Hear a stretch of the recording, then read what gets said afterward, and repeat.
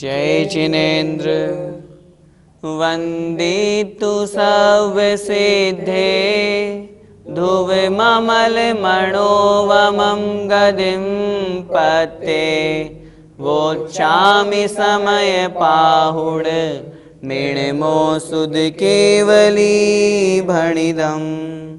पंच परमेष्ठी भगवान की जय हो। समय सार जी ग्रंथादिराज में कर्तृकर्म महाअधिकार हम समझ रहे हैं। पिछली अब तक की इस कर्तृकर्म अधिकार की कक्षाओं में हमने वास्तविक स्वरूप को समझा, आत्मा और कर्म के साथ में किस प्रकार का निमित्त नैमित्तिक संबंध है, व्यवहारने से वह संबंध स्वीकार किया जाता है। निश्चय की दृष्टि से देखा जाए तो आत्मा तो स्वयं सिर्फ अपने कर्मों का ही करता है, अपने शुद्ध भावों का ही करता है। व्यवहारने से भले ही आत्मा के भावों का निमित्त प्राप्त करके, राग द्वेष रूप परिणामों का निमित्त प्राप्त करके वह जो कारण वर्गणा है वह कर्म रूप में परिणमित होती है, निमित्त नैमित्तिक संबंध वहाँ घटित किया जाता है। लेकिन जब शुद्ध निश्चय नय की बात की जाती है तो शुद्ध नय से तो वह सिर्फ अपने शुद्ध भावों का ही करता है।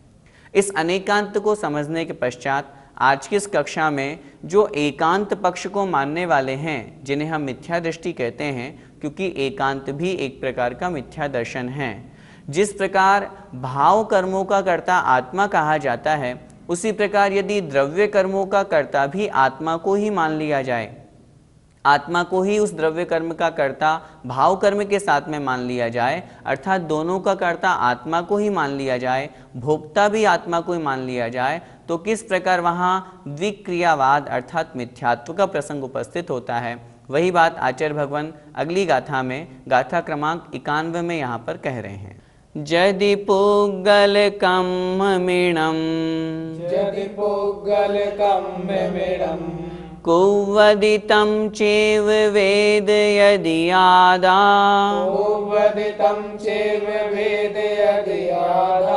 दो किरियावादित्तं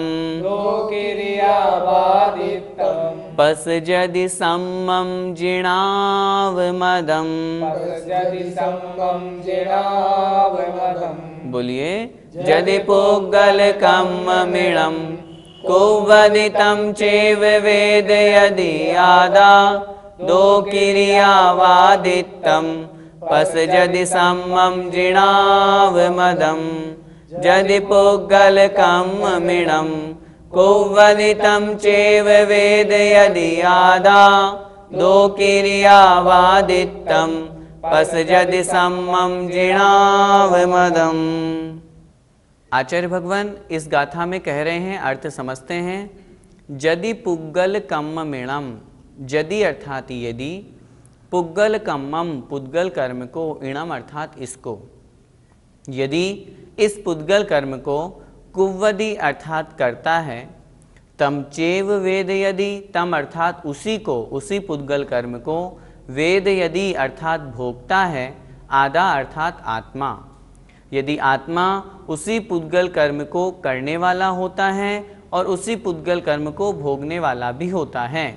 जैसा कि हमने पूर्व की गाथाओं में पढ़ा, व्यवहारने की अपेक्षा से, निमित्त नैमित्तिक संबंध लगाने की अपेक्षा से आत्मा कर्मों का कर्ता होता है, आत्मा कर्मों का भोक्ता होता है। लेकिन स्वयं उपादान रूप से ही यदि वह निमित्त कारण और उपादान कारण दोनों रूप में यदि आत्मा को स्वीकार कर लिया जाएगा, अर्थात आत्मा स्वयं ही उन पुद्गल कर्मों को करता है और स्वयं ही उन पुद्गल कर्मों को भोगता है, अर्थात वेदन करता है, तब ऐसी स्थिति में दो क्रियावादित्तम, द्विक्रियावाद का, दो क्रियाओं का उपस्थित प्रसंग वहाँ पर हो जाता है, अर्थात दो क्रियाओं से अभिन्न होने का, जिसे हम द्विक्रियावाद कहते हैं। दो क्रियाओं से अभिन्न होने का तात्पर्य है दोनों क्रियाओं में अभिन्नता अर्थात अभेद रूप वहाँ प्रकट हो गया, अर्थात जहाँ निमित्त कारण था वहीं हमने यदि उपादान कारण भी मान लिया,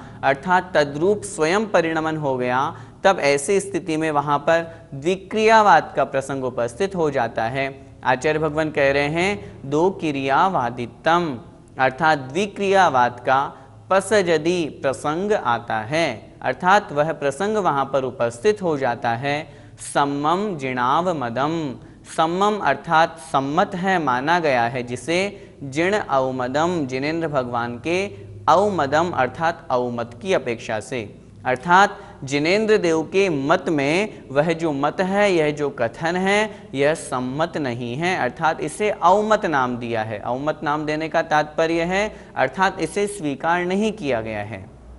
कहने का तात्पर्य ये है, जो द्विक्रियावादी लोग हैं, अर्थात जो आत्मा को कर्ता के साथ साथ भोक्ता भी मानते हैं, निमित्त की अपेक्षा से उसके साथ में मानने के साथ साथ उपादान रूप से भी आत्मा को कर्मों का कर्ता और भोक्ता मानते हैं, तब ऐसी स्थिति में वहाँ पर द्विक्रियावाद का प्रसंग उपस्थित हो जाता है और वह प्रसंग, वह मत जिनेंद्र भगवान के मत में मान्य नहीं है, अर्थात वह समीचीन नहीं है।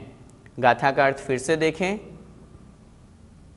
यदि पुग्गल कम्मम इणम, यदि अर्थात यदि, पुग्गल कम्मम इणम, यह पुद्गल कर्म अर्थात पुद्गल द्रव्य, इनका कौवदी अर्थात आत्मा करता है, तम चेव वेद यदि आदा, और आत्मा उसी को ही वेदन करता है, उसी को भोगता है, तब ऐसी स्थिति में दो क्रियावादित्तम, द्विक्रियावाद का अर्थात आत्मा में और अन्य पर पदार्थ में, पुद्गल में अभेद रूप प्रसंग उपस्थित हो जाएगा, अभिन्नता वहाँ पर प्रकट हो जाएगी।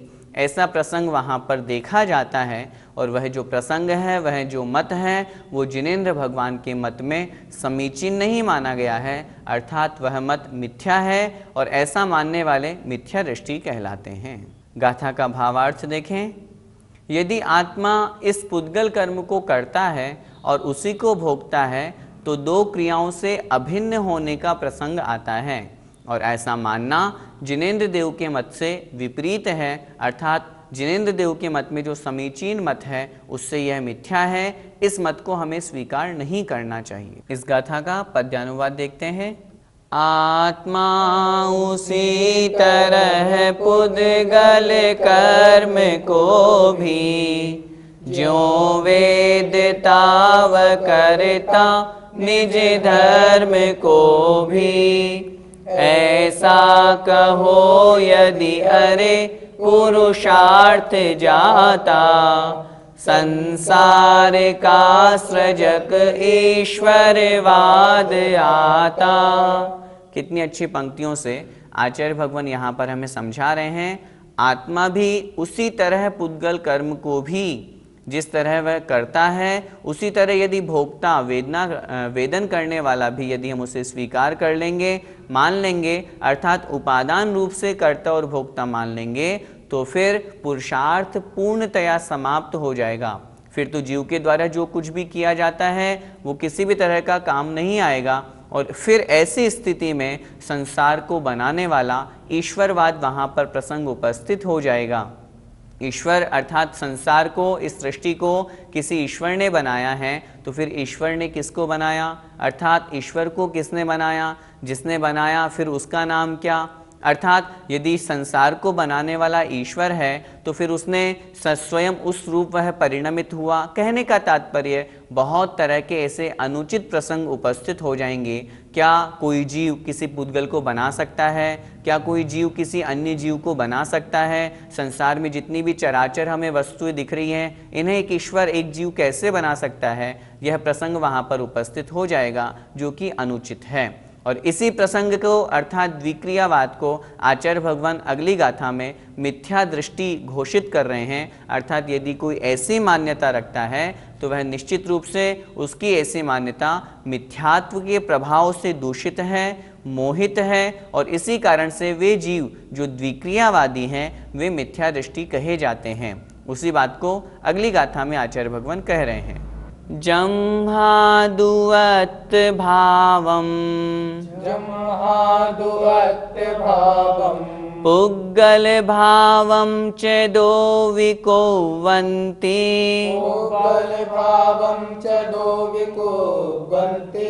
तेन दुमिच्छादिट्ठि दो किरियावादिनो हन्ति। बोलिए जम्हादुवत् भावं पुग्गल भावं च दो विकोवन्ति तेन दुमिच्छादिट्ठि दो क्रियावादिनो होन्ति। जम्हादुवत् भावं पुग्गल भावं च दो विकोवन्ति तेन दुमिच्छादिट्ठि दो क्रियावादिनो होन्ति। चेतन और अचेतन दोनों प्रकार के कर्मों का कर्ता यदि आत्मा को ही माना जाएगा तो वहाँ पर द्विक्रियावाद का प्रसंग उपस्थित हो जाएगा। उसी बात को आचार्य भगवान यहाँ कह रहे हैं। देखें, अर्थ देखें। जम्हादु अत्य भावम, जम्हा अर्थात क्योंकि आत्मा, दु मतलब परंतु, अत्य भावम अर्थात आत्मा के भाव को, पुग्गल भावम च और पुद्गल के भाव को। अच्छी तरह से समझने की बात है। आत्मा का भाव क्या, जितने भी भाव कर्म हैं, राग द्वेष आदि रूप जो विकारी भाव हैं। पुद्गल का भाव क्या, जो पुद्गल वर्गणाएं कर्म रूप में परिणमित हुई है। भाव कर्म और द्रव्य कर्म, इन दोनों प्रकार के भावों को च मतलब और दो विकुवंती दोनों को ही करता है। जैसा कि द्विक्रियावाद का लक्षण हमने समझा, जो चेतन और अचेतन दोनों प्रकार के कर्ता आत्मा को ही मानते हैं, वही बात यहाँ कह रहे हैं आचार्य भगवान।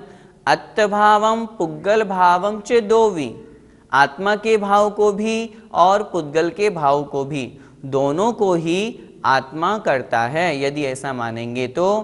तेन दुमिच्छा दिट्ठी, इस कारण से, तेन अर्थात इस कारण से, ऐसा कहने पर मिथ्या दिट्ठी अर्थात मिथ्या दृष्टि होन्ति मतलब होते हैं। कौन मिथ्या दृष्टि होते हैं? दो क्रियावादिनों अर्थात द्विक्रियावादी, जो दोनों क्रियाओं में आत्मा को अभेद रूप, अभिन्नता रूप स्वीकार कर रहे हैं। ऐसे कथन करने वाले जीव, ऐसे कथन करने वाले, ऐसे मत को मानने वाले जो मनुष्य हैं, वे निश्चित रूप से मिथ्या दृष्टि होते हैं। मिथ्या दृष्टि क्यों कहा आचार्य भगवान ने उनको यहाँ पर? क्योंकि आत्मा के भावों को करने वाला तो आत्मा मान सकते हैं, लेकिन पुद्गल के भावों को करने वाला आत्मा कैसे हो सकता है? ये तो स्वयं सोचने वाली वस्तु है। क्या मैं इस पुस्तक को बना सकता हूँ? क्या मैं स्वयं इस पुस्तक रूप में परिणमित हो सकता हूँ? जहाँ पर उपादान कारण की बात की जाती है, वहाँ पर वह द्रव्य स्वयं तद्रूप परिणमन करता है, उसी रूप हो जाता है, तन्मय हो जाता है, और इसी कारण से वह उपादान कहा जाता है। मिट्टी स्वयं घड़े रूप में परिणमित हुई है, इसलिए घड़ा बनने में मिट्टी उपादान कारण है। कुम्हार के निमित्त से बनी है, इसलिए कुम्हार वहाँ पर निमित्त कारण है, लेकिन कुम्हार उपादान कारण नहीं है कि कुम्हार स्वयं घड़े रूप में परिणमित हो गया। क्या कुम्हार घड़ा बन गया? अर्थात नहीं बना। लेकिन जो द्विक्रियावादी लोग हैं, जैसा कि अभी इस गाथा को हम समझ रहे हैं, दो शब्द यहाँ दिए हुए हैं, अत्तभावम पुग्गल भावम च दोवी, आत्मा के भाव को भी और पुद्गल के भाव को भी। आत्मा का जो भाव है राग द्वेष, उसे हम स्वीकार करते हैं, उसको करने वाला तो आत्मा ही है। लेकिन पुद्गल का जो भाव है, अर्थात जो राग द्वेष रूप परिणमन है, ये तो जीव का भाव हुआ। लेकिन पुद्गल का भाव रूप रस गंध वर्णवान होना, घड़े रूप परिणमित होना, किसी कंगन रूप परिणमित होना, किसी भी, ये तो एक उदाहरण मात्र है। पुद्गल के जितने भी भाव हैं उस रूप में परिणमित मानना, यदि आत्मा को ही मानेंगे, अर्थात आत्मा ही दोनों का उपादान कारण स्वीकार करेंगे, तो वह द्विक्रियावादी कहलाते हैं। और गाथा में कह रहे हैं तेन दुमिच्छा दिट्ठी होन्ति, और इसी कारण से विद्विक्रियावादी कथन स्वीकार करने वाले जो लोग हैं, वे मिथ्या दृष्टि होते हैं। वे जिनागम पर, जिनेंद्र भगवान पर श्रद्धा नहीं करने वाले होते हैं, उनकी ऐसी मान्यता मिथ्या है। गाथा का भावार्थ देखें। क्योंकि आत्मा, आत्मा के भाव को और पुद्गल के भाव अर्थात परिणाम को, अर्थात दोनों को करता है, ऐसे मानने के कारण से जो दो क्रियावादी है, अर्थात एक द्रव्य के द्वारा दो द्रव्यों के परिणाम किए जाते हैं, ऐसा मानने वाले जो हैं वे मिथ्या दृष्टि होते हैं। और हम स्वयं विचार करें, क्या एक द्रव्य दो द्रव्यों का कर्ता कैसे हो सकता है? क्या जीव इस किताब रूप परिणमित हो सकता है? क्या जीव अन्य परद्रव्य पुद्गल द्रव्य रूप परिणमित हो सकता है? अर्थात नहीं हो सकता। लेकिन जो ऐसा मानते हैं वे मिथ्या दृष्टि कहलाते हैं। भैया जी, तो फिर हमें इस गाथा से क्या समझना चाहिए? इस गाथा से हमें सबसे महत्वपूर्ण बात यही समझना चाहिए कि कभी कुम्हार घड़े रूप में परिणमित नहीं होता है। इसी तरह जो जीव है वह कभी कर्म रूप में परिणमित नहीं होता है। कुम्हार के निमित्त को प्राप्त करके वह मिट्टी घड़ा बनती है, उसी प्रकार जीव के परिणामों को निमित्त को प्राप्त करके जो कर्म वर्गणाएं हैं वे कर्म रूप में परिणमित होती है। मैं ही हूँ अर्थात मैं ही स्वयं करने वाला हूँ, इस प्रकार की जो अहंकार की बुद्धि है उसे हमें विसर्जन करना है, उसे हमें समाप्त करना है। आज की इन दोनों गाथाओं से हमें यही समझना है कि यदि हम भी ऐसा मानते हैं कि मैंने इसको किया, संसार में देखा जाता है अहंकार की ममकार की बुद्धि के साथ में ये करने वाला मैं हूँ, इन कर्मों को मैंने किया, अन्य जो शरीर आदि पर पदार्थ हैं, जो पुत्र मित्रादि हैं, इन सब का कर्ता मैं हूँ। इस प्रकार की जो अहंकार की बुद्धि है उसे समाप्त करने की बात यहाँ पर की गई है। आत्मा का स्वरूप क्या है? मात्र ज्ञान दर्शन रूप स्वरूप आत्मा का है। यदि उस आत्मा के स्वरूप को समझ करके मैं तो सिर्फ ज्ञाता दृष्टा हूँ, ज्ञान दर्शन ही मेरा स्वभाव है, इस प्रकार के स्वभाव को समझेंगे तो निश्चित रूप से हमारी अन्य पर पदार्थों के प्रति अहंकार की बुद्धि समाप्त होगी। इस गाथा का पद्यानुवाद पढ़ते हैं। आत्मा स्वभाव पर पुद्गल भाव को ही, हो एक मेक करता एक साथ सोही।